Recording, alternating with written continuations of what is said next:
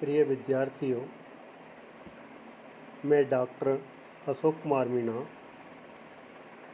Associate professor Hindi विभाग, गौरी देवी राजकीय महिला महाविद्यालय अलवर, आप सभी का यूट्यूब चैनल पर हार्दिक स्वागत करता हूँ। आज हम रीति से क्या तात्पर्य है या रीति का क्या अर्थ है, इसके बारे में चर्चा करेंगे। रीति शब्द आते ही संस्कृत साहित्य में जो रीति संप्रदाय है उस पर ध्यान जाना लाजमी है। रीति संप्रदाय आचार्य वामन ने स्थापित किया था और उन्होंने अपने सुप्रसिद्ध ग्रंथ काव्यालंकार में रीति को काव्य की आत्मा कहा है। रीतिरात्मा काव्यस्य, यानी रीति ही काव्य की आत्मा है। वैसे शाब्दिक दृष्टि से रीति का अर्थ है शैली, परंपरा, प्रणाली या पद्धति। संस्कृत में रीति को विशिष्ट पद रचना माना गया है, यानी विशिष्टा पद रचना रीति भी कहा गया है। यह विशिष्टता गुणों पर आधारित है, जैसा कि रीति के प्रवर्तकार वामन का मत है कि रीति का दूसरा संबंध पद रचना से है, जो कि समास पर निर्भर है। अतः कुछ आचार्यों ने समासहीनता, स्वल्प समासता, दीर्घ समासता के रूप में रीति को देखा है। आचार्य कुंतक, जो कि वक्रोक्ति संप्रदाय के प्रवर्तकार हैं, इन्होंने रीति को मार्ग कहा है, जिसका मूल आधार कवि स्वभाव इन्होंने माना है। आचार्य विश्वनाथ, जो कि साहित्य दर्पण नामक ग्रंथ के रचयिता हैं, इन्होंने रीति को रस का उपकार करने वाली कहा है। उन्होंने इसे शैली के रूप में ग्रहण किया है, जिसका आधार वर्ण संगठन, गुण और समास है। हिंदी साहित्य में रीति शब्द का प्रयोग प्राय शैली या मार्ग के विशिष्ट रूप में किया गया है।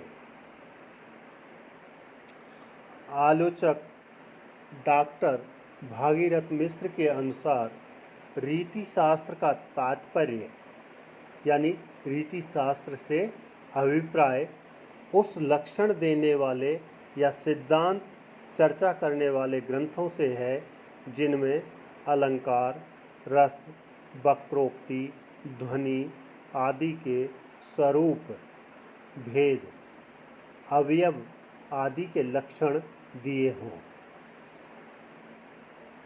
इस परिभाषा के अनुसार रीति शास्त्र के अंतर्गत सिद्धांत रचना तथा काव्य लक्षण प्रस्तुत करने वाले सभी प्रकार के ग्रंथों को सम्मिलित किया जा सकता है। वास्तव में हिंदी में रीति शब्द का प्रयोग व्यापक अर्थों में किया गया है।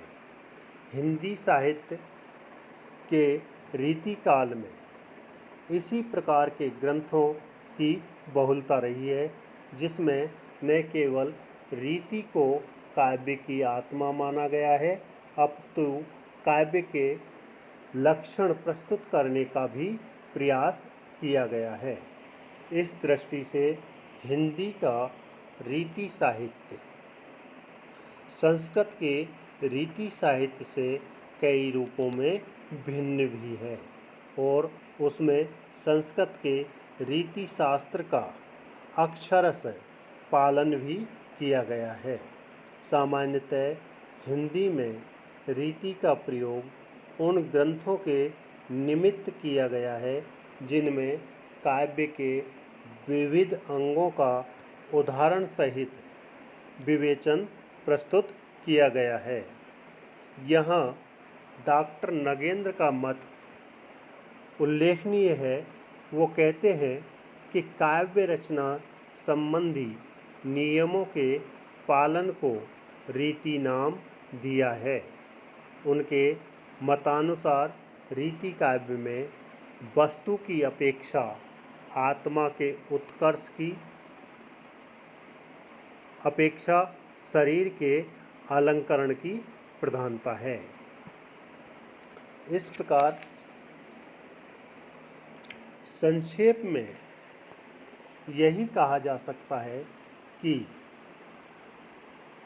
वह काव्य जो अलंकार, गुण, रस, ध्वनि, वक्रोक्ति, नायिका भेद आदि की शास्त्रीय प्रणाली के आधार पर लिखा गया है, रीति काव्य कहलाता है। यानी रीति काव्य के अंतर्गत क्या वर्ण विषय है? अलंकार, गुण, रस, ध्वनि, वक्रोक्ति, नायिका भेद आदि की शास्त्रीय प्रणाली के आधार पर वर्णन किया गया हो, वही रीति काव्य है। इस प्रकार के काव्य की परंपरा बहुत पुरानी रही है और संस्कृत साहित्य में इस प्रकार के साहित्य की सर्जना विपुल मात्रा में हुई है।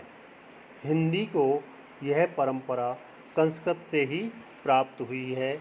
वह युग जिसमें इस प्रकार के ग्रंथों की बहुलता रही, यानी प्रधानता रही, साहित्य के इतिहास में रीति काल के नाम से अभिहित किया गया है। यानी जिस युग में रीति परक ग्रंथों की प्रधानता रही, उसको साहित्य के इतिहास में रीति काल से संबोधित किया गया। हिंदी साहित्य की इतिहास परंपरा में विगत 2000 वर्षों से रचित साहित्यिक कृतियों का विवरण सम्मिलित है। युग विशेष की परिस्थितियों ने समय समय पर तत्कालीन चिंतन धारा को प्रभावित किया और जो प्रवृत्ति प्रमुखतः सर्वमान्य रही अथवा जिसका सर्वाधिक अनुकरण हुआ, उसी के आधार पर युग विशेष का नामकरण कर दिया गया। युग की मुख्य प्रवृत्ति, मुख्य प्रतिवाद विषय या निरूपण पद्धति के आधार पर ही युग विशेष को किसी नाम की संज्ञा दी गई है। इस प्रकार यहाँ रीति ग्रंथों की बहुतायत मात्रा होने पर इस काल को रीति काल नाम भी दिया गया है। इस प्रकार रीति का अभिप्राय यहाँ पंथ, मार्ग, शैली, पद्धति आदि के आधार पर ही माना गया है। आज बस इतना ही।